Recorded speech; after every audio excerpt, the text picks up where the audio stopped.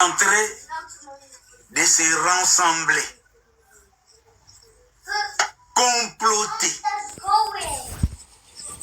Même ces dons, batwa bantivalère, même les faire rouiller, des pseudo-producteurs, en faire rouiller, que j'ai tenté de laver avec de l'acide pour soigner l'image, parce que je défends une cause. Moi, je représente Londres. Je représente les valeurs. Ce sont ceux-là même qui ont tenté de me poignarder. Heureusement, yaya. Tapoter, tous à la tour, ils ont mis au point. Par rapport, bagara boule, ndeka ikendara na nenga système, ça a déjà lengi. Tout ça à cause de ING Arena. Boko bomanga pamba likolo ya ING Arena. Boko bomanga. Gisèle Tati Mama Versace. Boko bomanga ipamba Robi Vwemba. Hein? Boko bomanga pamba. Likolo ya réalité ya ING Arena. Ah, ngai na ngai. Donc, tapoter les arayaya, bayaki belé, puis na basilité. Nanu basilité. Nani andi, yaya na esi na komela gibino, les masques vont tomber. Les masques vont tomber. Bengelanga tout le monde, bengelanga Gauthier Mascotte, bengelanga Ite Watanabe, bengelanga Fali Poupa, bengelanga Kofi Olomide, bengelanga Ferregola, bengelanga l'investigateur minable, bengelanga Mama Kongo po, Mama Kongo apesa nga conseil, ngai pe na kopesa ye conseil. Ici na yebisaka bino, nga nazalaka na système ya réciprocité.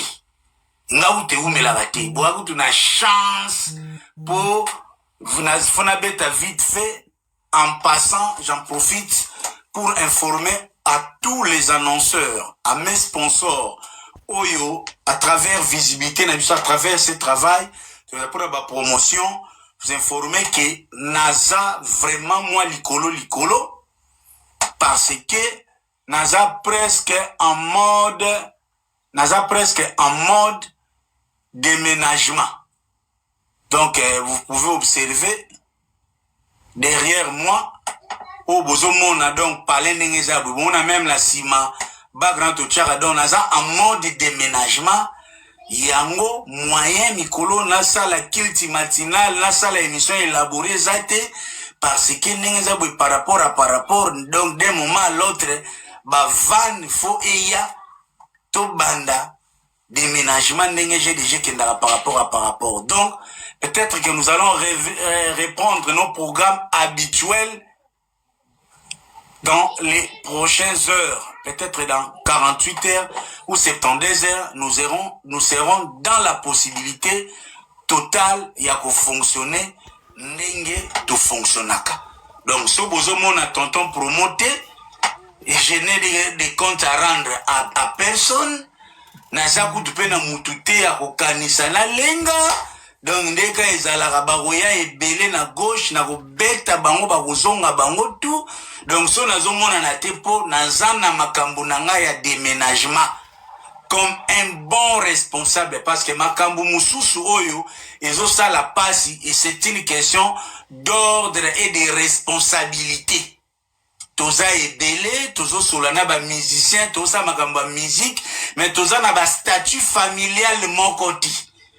Donc, responsabilité où ils ont pesé sur mes épaules, ils n'ont pas forcément responsabilité, il y a bande kwebele.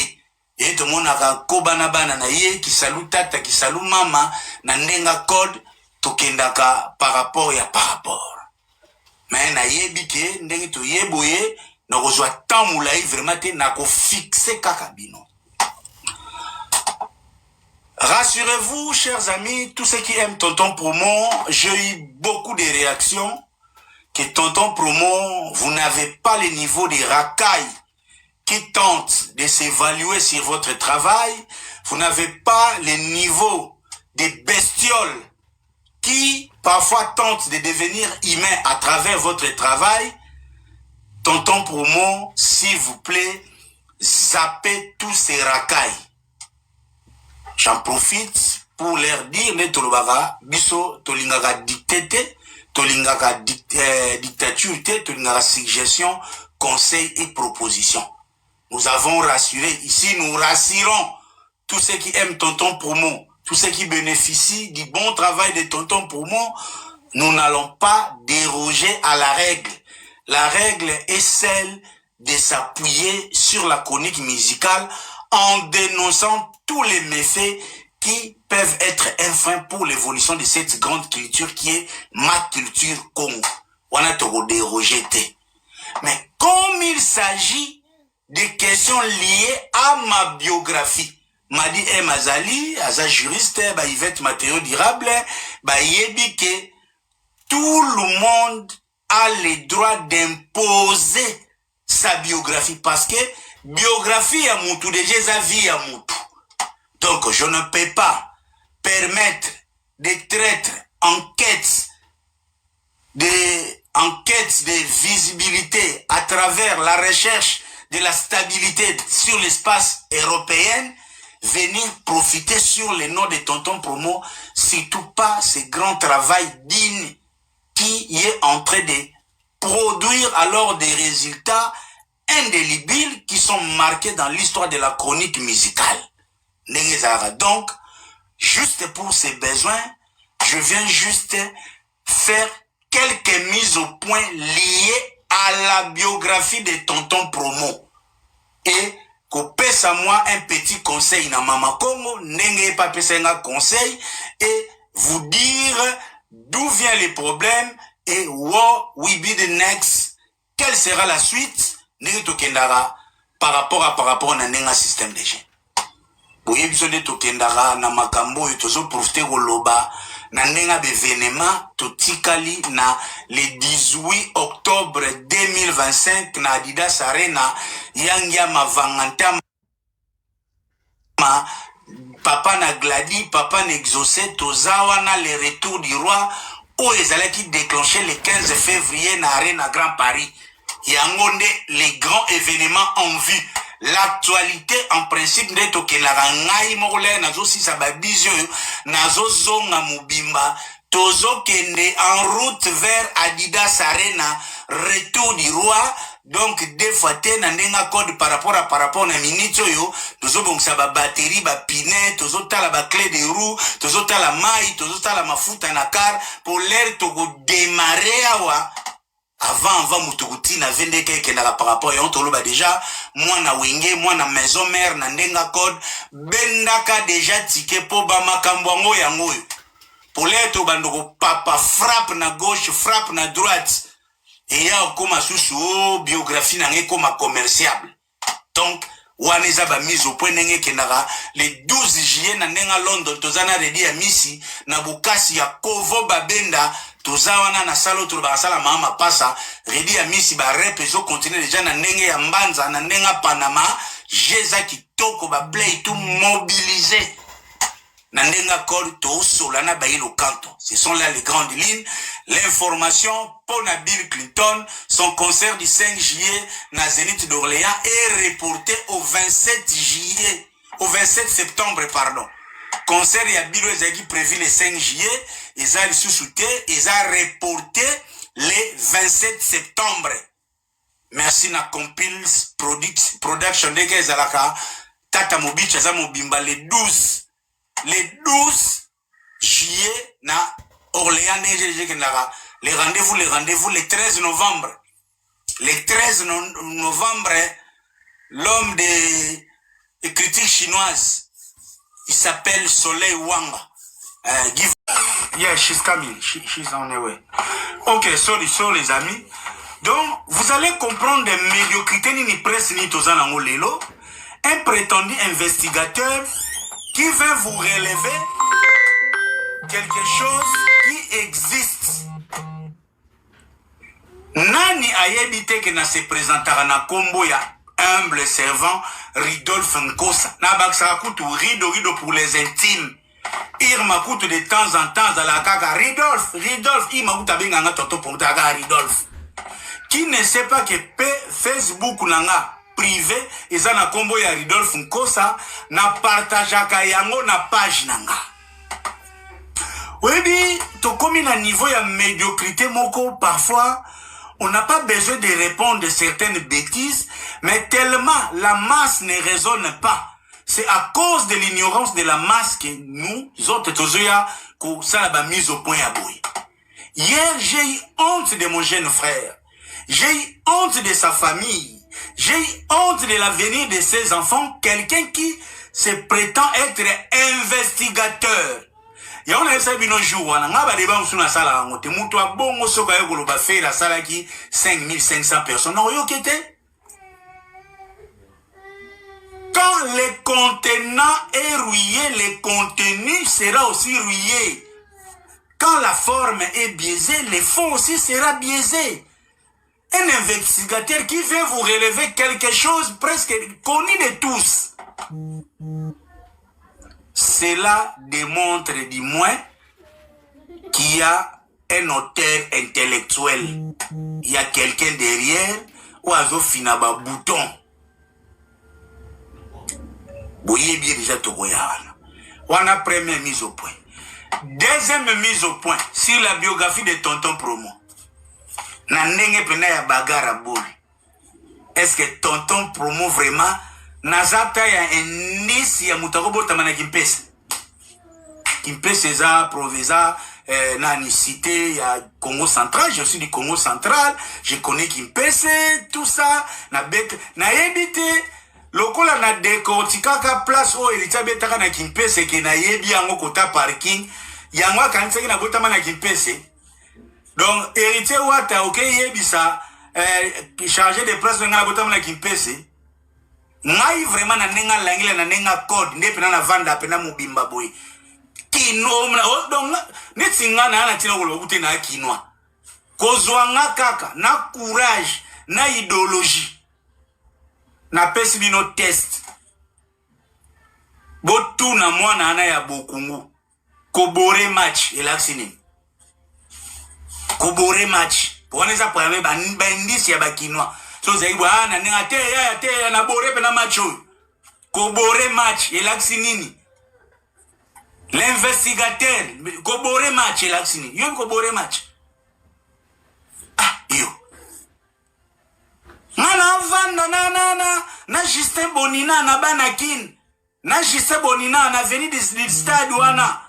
Nani na Oshwe. Oleki 5-5 na C.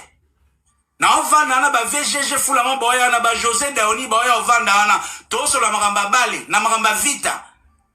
Ba tuto ba kenaka kosala ninyo. Batwa Kodeko nani. Oh, yo. Mwana ovana na ba jeje fula mambo ba Janora vani wana owa mna o ekoma kibana kin ngasko pire petit ya Justin Bonina paix à son âme ya Désiré Bonina o kimbuta amemaka na hôtel de ville. Oh yo ngaba deba nyonso ya kisasa na yebi yango ba deba ya kisasa na yebi yango to yebi ndenge ni tokanga ba mboka ti. So na bina tout na kaka l'investigateur pape lera yaka na matonga kota na venini na butu njilwa meza lisolo bakino tu bayebi pape lera yaka na matonge akota na venini est-ce yebi papa akota na vista akota yo papa wana kutu nana tangu kenana te donc yo ngana moni kokombela yibe koti. Ngana ebi kokombela yibe koti ngai. Yo. Bana Mobutu boya Omélanois, pavé Wembley na quartier 4. Na quartier 4. Bana Mobutu boya Omélanois. Mwana oya ba nzambe malamu. Oyo na pasteur na biso. Pasteur oya nzambe malamu. Oyo ba swana kina nani yo. nani bana basikatenda pardon na bosani bana basikatenda azoya na njili pa ya Valérie Makwakwa azoya na njili pa Valérie Makwakwa bana oya basikateli ya nzambe malamu bazoya pa ya ino na njili bino yabate njili ya Gremont papa mbazoya ko defa forme Victoria esalami na quartier 7 kuna ba bipoli ba bengani bon pesa ba quartier résidentiel ba bengani ba bipoli ba eko banda répétition pas vieux pépi amo grosso en face na biso yo bete na masolo akini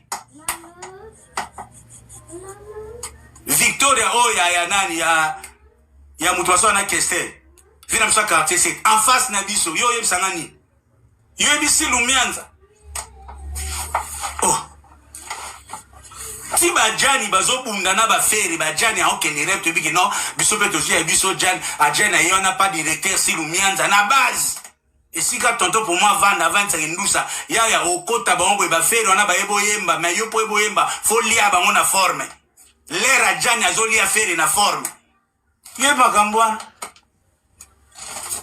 bref ngakutu ngana ko beta te ona za la kino na ngamo déjà na kino état d'esprit ka o déjà indusa déjà na kino.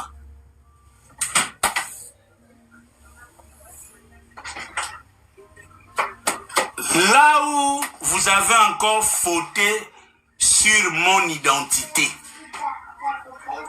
tonton promo na maman na courageux de na banda cop na moins de 5 ans. Donc moi na pétrole ya kingongolo na ebisio ezala sko kingongolo sikoyo ya mulangi ya mirinda. Oni milangi ya mirinda ezala na banzela mwana. So na zulinza nazo gratter wana.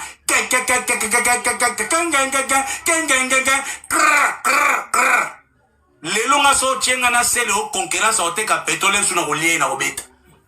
Donc moins de 5 ans déjà courageux. Na teka déjà pétrole donc son na kebwe na obeta ta 2-3 bidons. Na oke na oyemba pétrole mbangu donc na okima koleka yo ba oteka nga donc tala na courageux. Mais tonton promo na tikala kozala na bari ya mutu te na Kinshasa même pas na Kindele denga na Kindele na tikala kokopere na tikala kosala na bari ya mutu moko te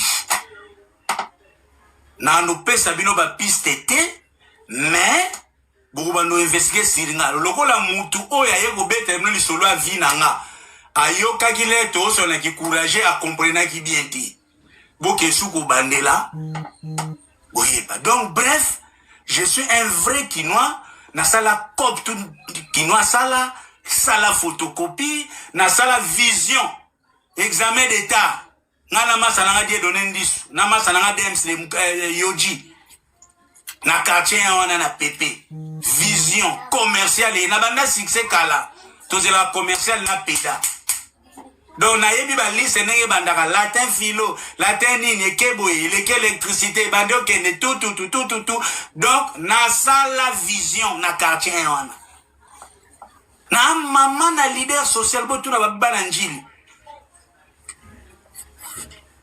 biso ba tournoi ya quartier biso to boko kota na ba vie. Donc na sali ba association biso na ba masa na biso na ba Prosper Nzamukili tozo ke zo ba joueur na komena na zana na 20 ans te toza ba mike tozo ba joueur a vita bwebi kindings wa masina boke no gozo ya kindings wana na beau-frère na Serge Palou kazo la so ba joueur a Bilima. Le 13 novembre l'homme de critique chinoise il s'appelle Soleil Wanga. Guy Van Bron na de Bodi na grand chanteur wa compliqué ba calcul yaba invité na ndenga 5e génération azamu bimba le 13 novembre oyo lisusu golwa fo aya mobondo po makambo yo entre autres eza lisusu tout ça à cause de mobondo de Gaulois po yango nezo me makampo ba Gaulois ba che veto na bango yo okolongwa yo longwe ekomi ya kanda tonton promo acha commentaire ekomi likambo ya biographie.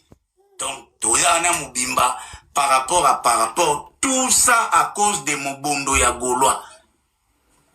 Le 5 juillet à Liverpool, bana nzambe, sambila isambila, nzo nzambi toujours keba na code, nzo nzambi kobosa na te, mukiliza ya kobeba, soirée des adorateurs avec révérend Carlito, Eddie Kabangu, Mama Solange, to zabongo na Birmingham le 5 juillet, monisko tondo pomeska vanda, wawo usko ya makambu, ya mamanze ba hotela pétoile, azala bonzambe, yomona tonto pomo parmi ba rare chroniqueur oyo pena vanda na promoti ya nzambe, voire même les pasteurs Moïse Mbie, aloba vraiment, je voudrais avoir ton onction ya ba mapasa, un jour nga pena za mapasa, pina pesa est déjà onction, mukolo Moïse Mbie akobala, kozanga kozwa mapasa te, ndenge kaka yemoko pasteur à Toms, kala pena ki non, tonton promo kene goyamba mama Nadège et ça la rabiesko ba degré ba crédibilité wana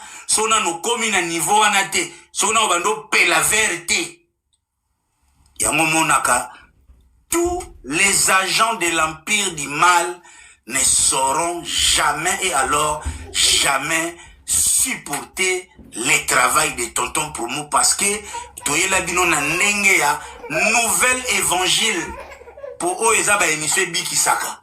Là, tu vends sa code à famille, tu vends sa compte de concurrence loyale, tu as télémé la concurrence déloyale, aux hommes na ba chaîne les obuka na ba chaîne les okatana. To leo tozo yake makambu ya kopekisa blana abeta teza mabepo obima fouter obimi yo mobimi fo artiste donc artiste o ya pekisa blana e azo lenga donc na batune do ezalo kwa to ko isa ba chaîne des fois te to ko isa ba chaîne. Oza musala ba mvulusi. Donc bampesu balinga musique ya Congo ya beta blana beta te. Do bato bakala ba sele o ba beta te les tonto pour mazo ya mbala moko que non Kroni Bokungu c'était les pions de l'empire du mal. Wana siko na monde pandimno bazaya ko ningana. Pour ba émission tonto pour mazo roi au nom de Jésus. Yango sala kitoko Serge Luki, Cherinkere l'homme de Balmen, le boss Marcus Ilunga. Pascal Chioka l'inoxydable. Bobingla Pascal Chioka. Eli Bomboussa, Pascal Chioka l'inoxydable. Lobinga mona deni Pascal Chioka, skoto vandi ngai. Pascal Chioka, Eli Bomboussa na téléphone. N'est Pascal Chioka. Mikolo, ozana ba copie ya voyage te. C'est pour façon koba inabiso a fulio na nenga mabete do na minito talaga babeta lisolo ke Pascal Chioka aurait fait voyager tonton promo. Je dis bien aurait. Je parle français. Sur salaire conjugaison te limbi sangai. Donc, et ça la kitoko par rapport maître Seti All Nation Store tozana biso mobimba merci infiniment na nenga bagara boule na ebite ndeko nanga na Canada Congo Security tala good nazana ba offre ba promotion belé si na futami moyena bandezate. Il y a une grande société à sécurité qui œuvre en Angleterre, qui œuvre na Canada, yoza na badge à sécurité ou ngozo coopération benganga déjà to orienter bino ndenge za par rapport nyoso yo boluka babu mangai. Chaîne Mubimba, naza tout au plus, naza tana ba 15 contrats. Nana ba contrat connu, na contrat inconnu. Sondeli wolgaba bomangate. Omona batu basala la live ya 4 heures du temps, sans sponsor, sans contrat de promotion. Neri ba olingangai. Ndenge nini ba olinganga? Ba olingangate. Donc, voilà. Allons droit au bi, naba mise au point avant GDG ebe baranandenge. Il y a Makamba Code.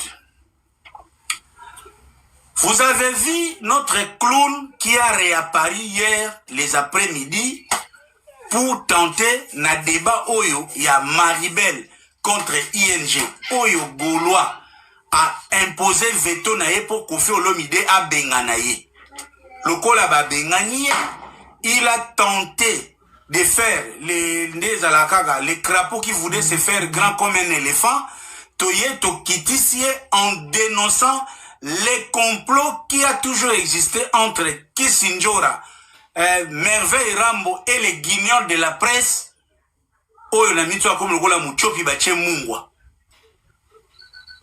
il a profané des mensonges, des bêtises, des inepties, Oyo seuls ceux qui ont le droit de se plaire devant la réussite de faire Egola et de tonton promo, on est bako pesango crédit.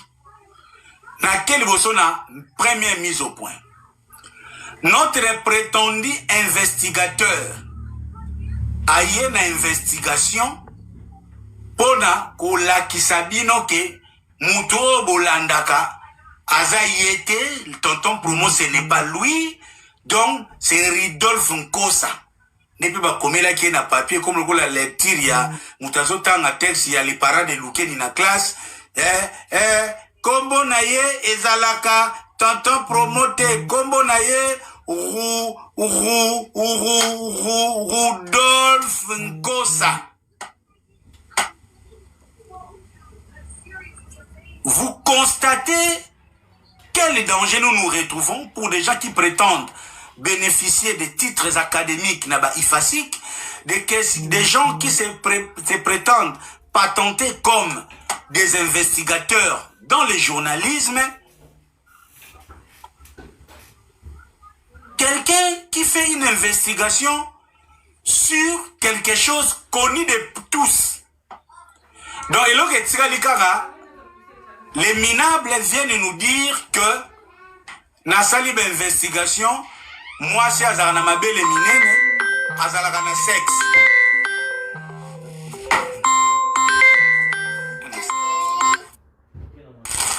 Un instant, pardon. Comment on sous yango? Yeah. Clips? Thank you. I'm good. Clips, sorry. Yeah.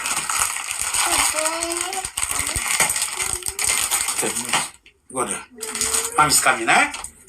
Why mom is not here? Yeah, she's coming. She's on her way. Ok, sorry, les amis. Donc, vous allez comprendre des médiocrités ni presse ni tozana lelo. Un prétendu investigateur qui veut vous relever quelque chose qui existe. Nani ayebite que na se présentera na kombo ya humble servant Ridolphe Nkosa. Na baksa kutu rido pour les intimes. Irma kutu de temps en temps à la kaka Ridolphe, ima kuta benga nga toto pour taga Ridolphe. Qui ne sait pas que Facebook nanga privé eza na kombo ya Ridolphe Nkosa na partageaka yango na page nanga. Oui, to komi na niveau ya médiocrité moko parfois on n'a pas besoin de répondre de certaines bêtises, mais tellement la masse ne raisonne pas. C'est à cause de l'ignorance de la masse que nous... Yeah, she's coming. She's on her way. Ok, sorry, les amis. Donc, vous allez comprendre des médiocrités ni presse ni tozana lelo. Un prétendu investigateur qui veut vous relever quelque chose qui existe. Nani ayebite que na se présentera na kombo ya humble servant Ridolphe Nkosa. Na baksa kutu rido pour les intimes. Irma kutu de temps en temps à la kaka Ridolphe, ima kuta benga nga toto pour taga Ridolphe. Qui ne sait pas que Facebook nanga privé eza na kombo ya Ridolphe Nkosa na partageaka yango na page nanga. Oui, to komi na niveau ya médiocrité moko parfois on n'a pas besoin de répondre de certaines bêtises, mais tellement la masse ne raisonne pas. C'est à cause de l'ignorance de la masse que nous autres tozoya ko ça la mise au point à boy. Hier, j'ai eu honte de mon jeune frère. J'ai eu honte de sa famille. J'ai eu honte de l'avenir de ses enfants. Quelqu'un qui se prétend être investigateur. Et on a eu un jour, on a débat sur la salle à monter. Moutoua bongo soka yoko ba fait la salle qui 5500 personnes. Non, yo kete. Quand le contenant est rouillé, le contenu sera aussi rouillé. Quand la forme est biaisée, le fond aussi sera biaisé. Un investigateur qui vient vous relever quelque chose presque connu de tous. Cela démontre du moins qu'il y a un auteur intellectuel. Il y a quelqu'un derrière ou à un bouton. Vous voyez bien déjà tout. On a première mise au point. Deuxième mise au point sur la biographie de Tonton Promo. Est-ce que Tonton Promo vraiment Nazata ya indisi ya mutakobo tamana Kimpese? Kimpese za proveza nani cité ya Congo central, je suis du Congo central, je connais Kimpese, tout ça na bec na yebite lokola na décortiquer place o elita betaka na Kimpese ke na yebi yango kota parking yango kanisa na botama na Kimpese. Donc héritier wata OK yebisa chargé de presse na botama na Kimpese. Ngai vraiment na nenga langile na nenga code ne pena na vanda pena mubimba boy. Kino mna donc netinga na tina ko bute na kinwa. Kozwa nga kaka na courage na idéologie. Na pesi bino test. Botu na mwana ana ya bokungu. Kobore match elaksini. Kobore match. Poneza pwame bandisi ya bakinwa. So zaibwa na nenga te na bore pe na match. Kobore match elaksini. L'investigateur kobore match elaksini. Yo kobore match. Ah, yo.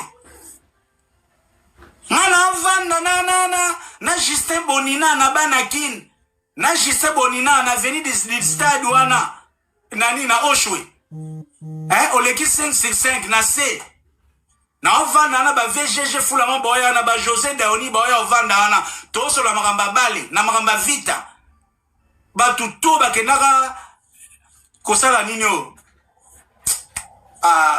Batwa Kodeko nani. Oh, yo. Mwana ovanda na ba VGG fulama bo ba Janora vani wana ora na o koma kibana kin. Ngasko pire petit. Il y a Justin Bonina, paix à son âme. Il y a Désiré Bonina, oh, qui mouta à mémoire un hôtel de ville. Oh, yo. Nga ba débat nyonso ya kisasa na yebiango. Ba débat ya kisasa na yebiango. To yebi ndenge ni to kanga ba mbokati. So na bina tout na kaka l'investigateur. Pas plaire yaka na matonga kota na venini. Na butu njilwa, mais ça li solo bakino tout ba yebi. Pas plaire yaka na matonge akota na venini. Est-ce qu'il y a papa kota na vista? Akota yo papa wana kutu nana tangu kendana te dong yo ngana moni kokombela ibe koti. Ngana ebi kokombela ibe koti ngai. Yo bana Mobutu boya Melanois pavé Wembley na quartier 4. Na quartier 4. Bana Mobutu boya Melanois. Mwana oya ba nzambe malamu. Oyo na pasteur na biso. Pasteur oya nzambe malamu. Oyo baswana kina nani yo. Nani? Bana basikatenda pardon. Na bosani. Bana basikatenda. Azoya na njili pa ya Valérie Makwakwa. Azoya na njili pa Valérie Makwakwa. Bana oya basikatenda ya nzambe malamu. Bazoya pa ya Ino. Na njili. Ino ya bate njili ya Gremont. Papa mbazoa ko defa forme. Victoria et Salami na quartier 7 kuna ba bipoli ba bengani ba mpeza ba quartier résidentiel. Ba bengani ba bipoli. Ba eko banda répétition pas vieux pépi amo grosso. En face na biso. Yo bete na masolo akini. Victoria ya nani ya mutwaso na Kestel. Vina msa quartier 7 en face na biso yo yebisangani. Yo yebisi Lumianza. Oh. Si bajani bazobunda na ba feri bajani a aucun rep to biki non biso peto si biso jan ajana yo na pas directeur si Lumianza na base. Et si ka tonto pour moi vanda 25 ndusa ya okota bango ba feri wana ba yebo yemba mais yo po yebo yemba faut lia bango na forme. L'era jani azoli a feri na forme. Ye makambwana. Bref, nga kutu nga na kobeta te ona zala kino na ngamo déjà na kino état d'esprit ka o déjà indusa déjà na kino.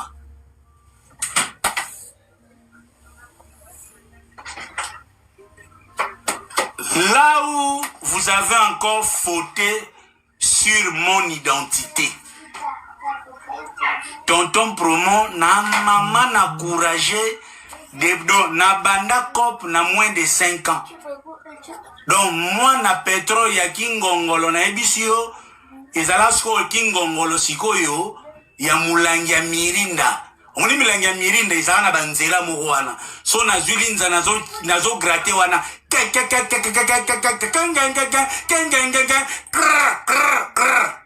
Lelo nga so tienga na sele au concurrence au teka pétrole sous na kolie na obeta. Donc moins de 5 ans déjà courageux. Na teka déjà pétrole donc son na kebwe na obeta ta 2-3 bidons. Na ok na yemba pétrole mbangu donc na okima koleka yo ba oteka nga donc tala na courageux. Mais Tonton Promo na tikala kozala na bari ya mutu te na Kinshasa. Même pas na Kindele. Denga na Kindele na tikala kokopere te. Na tikala kosala na bari ya mutu moko te. Na no pesa bino ba piste te, mais boko ba no investiguer siringa. Lokola mutu oya yeko bete no lisolo a vi na nga. Ayoka kile to so na ki courage à comprendre qui bien dit. Boke souko bandela. Boyeba. Donc bref, je suis un vrai Kinois. Na sala cop tout Kinois sala photocopie, na sala vision. Examen d'état. Na masa na die donner ndisu. Na masa na dems le yoji. Na quartier wana na PP. Vision commerciale na banda succès kala. To la commerciale na peda. Donc na yebi ba liste nenge bandaka latin philo, latin nini keboye, leke électricité, bando kene tout. Donc na sala vision na quartier wana. Na maman na leader social botu na bana njili. Biso ba tournoi ya quartier. Biso to boko kota na ba vie. Donc na sali ba association biso na ba masa na biso na ba Prosper Nzamukili tozo ke zo ba joueur na komena na zana na 20 ans te toza ba mike tozo ba joueur a vita boyebi kindings wa masina boke no kozwa kindings wana na beau frère na nga Serge Palu kazo la so ba joueur a Bilima